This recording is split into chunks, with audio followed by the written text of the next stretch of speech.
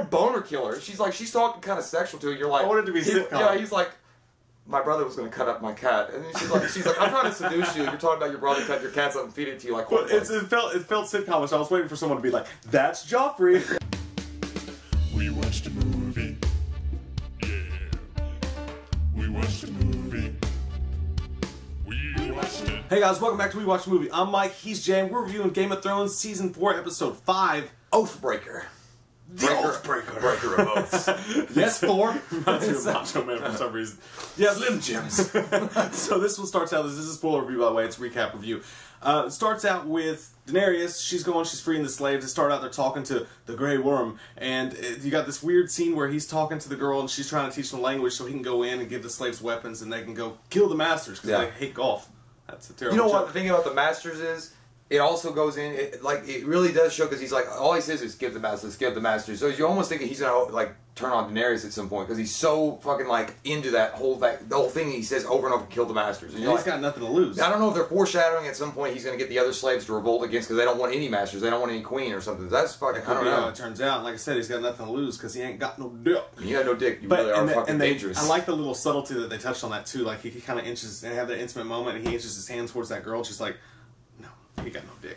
The battle scene's kind of disappointing. The guy's like, I'm trapped in a Tetris game. There's nowhere to go. They're fucking coming from everywhere, and they kill the one guy. Next thing you know, we're celebrating. But hey, it died. Yeah, the whole thing. You wanted some kind of epic battle scene. He's like, we have weapons. And then you're like, then he's like, something happens really fast, and it's like, yay! He's like, oh shit. It's like you guys were scared of that one guy. So we ran out of budget. That's what happened. We couldn't show it the whole thing. But it really, it's not smart that they did that either, because they all trapped themselves in that little cross building. The Masters could have come to the edges in just like 300. Well, I don't think maybe the Masters. I mean, they were wearing brightly colored clothes. These aliens are in full bloom. What are they gonna do? And so they go in there, they cut to the celebration scene, and then the guy, for some weird reason, the guy's like, "Why don't you practice some mercy?" And she's like, "Justice demands justice." Is like, you are a mean bitch, but you're fucking awesome. Yeah, I know. They did the shit that they did to the kids. They nailed their Ganges together. They put their cross up, and that's a painful fucking way. Behold, I'm fucked. They deserved it. They definitely deserved it. So then we move on, and I loved what they did in this one with Jaimie. Oh man, dude, this whole episode has. I love fucking what they're doing. Yeah, dude, Jaimie is like slowly and quickly becoming my favorite character next to Tyrion. Yeah, like the whole bond that they focused on with Tyrion and Jaimie.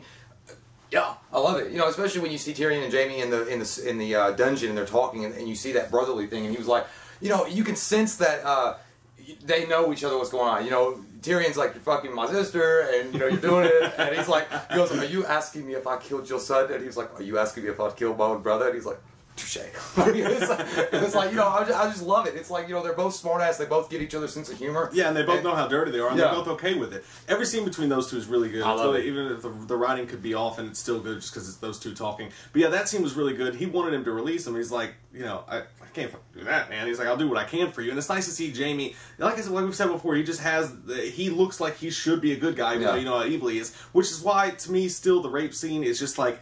His character's been building up to like being better and better, and that just seemed out of place for me. And then he goes to see Cersei, and all of a sudden it's like it didn't happen. It's like it's rape. Yeah, but the bitch was like sitting there drinking her wine, and she's like, "Tell me something. Would you kill Tyrion if I asked you?" And he's like, "No, he didn't do it." And it's like, you know, I might fuck my sister, but I will not kill my brother. There are lines that I won't cross. Yeah, and then, I'll rape you till the day you are raped and done, but I will not kill my brother. And that's the thing. I love you though. I just love. He's like, bitch, you crazy. I'm not gonna kill him. I was like, I'm gonna rape you, but I'm not gonna kill him. The only thing they touched on though was that little quick thing where he was like, "You just raped me on top of our dead incest son," and he opens the door. He's like, "Your Grace." Yeah, but you know what? She's like very fond of you since you just raped me. But you know, I do like we said, we haven't really read all the books and really are knowledgeable about everything, but I know that a lot of people in the comment section of the last video we did, they said that it was a lot more consensual. Yeah. And I guess that's the most people have said that it is a consensual scene in the book, and they really took it up the notch and said, let's make it friggin' downtown in Chile. But there was question about whether it actually was a rape scene, but the director did an interview I read, and he was like, yeah, I mean, it was a rape scene. Yeah. Well, I don't know. It was rape. They should have done. I mean, I don't know why they did that. No, I don't know. It's like you want to reinforce that Jaimie's an asshole or something. Like maybe they were like, okay, too many people are getting on the good train with Jaimie, and now we need to show people that he actually is a piece of crap. The only thing I think is maybe they're trying to show him struggling because he is becoming a better person, but he almost gets trapped in his old ways, sort of thing. I don't know. You really see the strengthening relationship between him and Brienne. You can almost sense, like, with that one scene when she's riding away into the sunset with Podrick, because he gives her Podrick Payne to go on with her, and you sense that, like, I really thought I heard Lifehouse, I'm falling even more in love with you. Like, they're just staring at each other across this chasm, and he's like, so... don't go. And he's like, baby, it's like, just say it. Just say, bitch, come to my room and we're gonna fuck on hay. Like, you fuck your sister, but you can't fuck a big chick, you know? She's who's kind of pretty in real life on the outside of it. But, and you know, he gave her the special sword because he couldn't give her He gives her the special sword because he couldn't give her the special sauce. No. So, and then I like how he's like, I didn't know what size you wanted in the armor, so I just got fucking large. I hope you got your measurements right. I went to big and tall. But then they show the freaking mutineers, and dude's fucked up, and his name's Carl. It's a very basic name. He's like a gas station attendant. Carl Tanner. That makes sense. A skull cup, and they're raping the women. That scene was gross. You see a guy drinking wine out of a skull, and his name is Carl. You know that you're in Alabama. You know, the thing is also, you also see Bran Stark. Yeah. The little brother of Jon Snow. He gets captured because he wants to do his X-Men. I'm going to go after and be my wolf for a minute, and then he gets his poor wolf caught.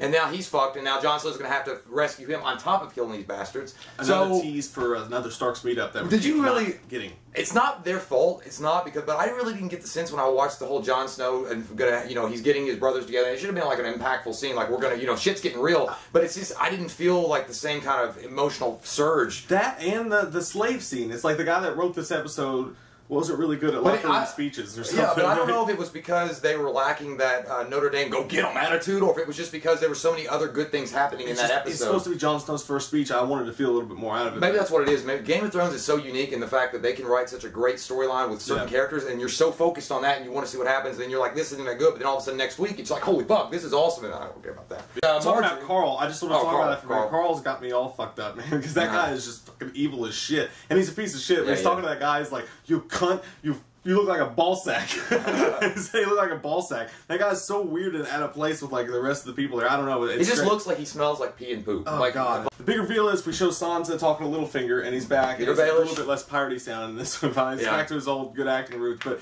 he comes back and shit, and they have this awkward, like, non-trusting scene, and he reveals, yeah, I did it. I love that scene because he established himself as the Wolf of King's Landing, DiCaprio style. And I just thought the entire time when he was walking around and talking about it's like, the land has served their purpose, but now I have allied myself with somebody, I just thought, I'm an outlaw. Quick on the draw. I'm a sniveling, Weasley kind of guy, and I can get mine, and I can rule, and I can do all this from the shadows, and I'm badass. And she's like, going to Taco Bell, they're like, what do you want? I'm like, everything. That's exactly how I loved how he said that. He's rubbing her arms like, what do you want? He's like, everything. That was creepy. That was celestial. Yeah. Well, that's what he wants. He rubs her arm. It's like oh, you want her mom, and now her mom's gone, so you want to get up and you look just like your mother. Allow me to have sex with you. Yeah, he's going to do some weird shit there. But they're going back, and he's going to marry her aunt, and we're going to see what happens there. But it's also the same place that Arya's going, so another potential Starks meet up. Then you talk about Peter also tells her that he had help Olenna, Marjorie's old, apparently whorish grandmother that likes to have sex. Wow. I found myself in Offa's bedroom, and when he was done, he couldn't walk down the steps. Like, you nasty grandmother. What's she doing to a guy that he can't walk? I don't know, but I want to experience that 50 years, not now with her, but I mean 50 years ago, I want to see what you're all about. Oh, it's like you were talking earlier, Gam was a slut. She was. She loved the wiener. But yeah, and then, Marjorie's like, that's a good idea, so she goes to little boy Tommen, the next in line for the throne, and like sneaks into his room, and he's like, I have a boner, because she sits on his bed. You know that's happening. The guy just said they're talking about his Sir Pouncelot cat, and then she's like, when we marry, all this is yours. And he was like, oh. I just loved his fucking face, though, because it was that same face that you probably had when you were 14 and if a hot girl walked in, and you're like, what am I supposed to do? Oh my God. Yeah, and you just had that slack jaw, open mouth, and you want to say something badass, you want to be like Hell to the King or do some kind of Bruce Campbell shit, and you're just like, I have a cat named Sir Pancelot. Like, that's the only thing that you can, like, if you were 14, you're like, I have a comic book, Man of Steel. And I love that they still inject Joffrey's assholishness into the show, because he's like, he used to say he was going to cut him up and put him in my what food, a fucking, so I ate him. What a boner killer. She's talking kind of sexual to her, you're like, I wanted to be sitcom. Yeah, he's like, my brother was going to cut up my cat. And she's like, I'm trying to seduce you. You're talking about your brother cut your cats up and feed it to you like well, it felt sitcom, so I was waiting for someone to be like, that's Joffrey. It's like somebody popping up from the bottom. It's like, Joffrey! And the crowd's like... And the thing is, like, she kissed him on the forehead, so basically she's seducing him to the point that when he becomes king, they're already going to have this bond, and she's going to be able to get him away from Tywin and Cersei and just have her under her thumb. But like Tommen's laying there and like, you know, things are getting hot and heavy with him. And he's like, oh, you know, are we going to have sex? Because I hope so. And then she like goes, kiss you on the forehead. Can I come and visit you? He's like, no, you can come and visit me right now under the covers. So I'm like, what are you doing? And I was like, I would be so fucking It'd be mad. badass if he like if it was like a turn of character. She starts to walk away, and all of a sudden he goes Joffrey on her. He's like, sit on it. Yeah. So he's like, I'm gonna point a crossbow at you and make you. I don't know what, I mean, if you were in that situation, literally you're going to inherit everything. This hot girl named Marjorie Tyrell walks in, butter, Marjorie. She walks in and she's like, I want to have sex with you one day. And you're like, why wait? We're going to be married. Let's just do it now. Let's make this bed a bed of flowers. We're going to get this vag. But then he says, you know he's thinking, he said, I just can't wait to be. I want to thank you for pushing that in my head for all day long. It's going to be stuck there. It's no big deal. Circle of life. But yeah, so, and then there's that. We go back and the baby scene. I don't like, I get Game of Thrones. It's untouchable to do anything, but keep the babies out of it. I hate when Carl. You know what? Now when you're saying Carl, I'm thinking of The Walking Dead, little boy Carl. I was like, what's happening to what it turns into? He takes Rick did a terrible job. He takes the baby into the woods, and then we see the walkers again. They come up to grab the baby, and you see that was badass. Old man Choo icebreaker. Yeah, that's what I thought. Is that you see that commercial, you hear the crunch of the snow. It's like certs. It's like, and he touches the baby, and we get some Dawn of the Dead shit. The baby's ice turns to crystals, and I don't know what that means. They're turning babies into zombies. I don't know if they turn them from babies and then they raise them to be these like zombified humans or whatever. I don't even know what the fuck they are. But I will say that the druid walker that comes up to the middle of the circle and he pulls back his hood, he looked like a white Darth Maul. I'm like, is Star Wars in this? Because he had like the little horns. Like, that's fucking pretty cool, but it's kind of weird at the same time. And they're creepy as shit because I've never seen a druid walker before. No. And you know what I'm going to say? I was going to say, you're in the minority. Because you're like, nothing better happened to that baby. It's most of the time like, it's the dog. It's like, nothing better happened to that fucking dog. The baby, well, I mean, you're on your own. But nobody happened to that fucking dog. Like in Paranormal Activity 2, it's like, seriously, if the dog died, this movie sucks. I don't care about the baby. That's all I felt. The baby, whatever. It's a baby. The dog, Jesus. No, the poor babies in the cold crunch. I don't know. I hated it. But I don't know. Walker babies. That's a new spin-off series, Walker Babies, the next chapter. Rugrats. That's the episode of Game of Thrones. I thought the writing was kind of strange in this one. It was weak in a couple parts. They could have showed more of the war scene. There's a couple little things, so it's not as great as the rest of the season's been, but I like what they did with the storylines. I'm going to give this one an 8.0. I'm going to give it a 9.0. I actually really enjoyed, I mean, granted, there's not as many action sequences, and the action sequences they're not really done right, but again, budget concerns, I'm sure, that there's time that they want to save it all up. But I love the intrigue, I love the foreshadowing, the political stuff that's going on behind the scenes. I like all that stuff because it's really setting it up for some kind of amazing thing to happen down the road. Chemistry between the actors and just how good the actors do. They can show that we don't have to have over-the-top special effects to make this amazing. We can have great acting and great writing, and that's why people are going to keep tuning in. That's why you should purchase HBO right now. I felt like a fucking... I feel like somebody that was trying to pitch HBO. Like, comment, subscribe.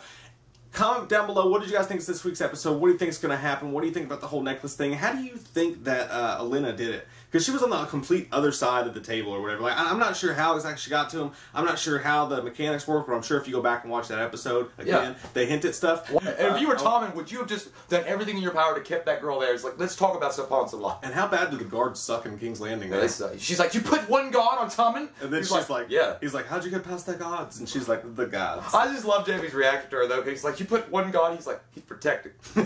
Shut the fuck up. We watched a movie. Yeah. We watched a movie.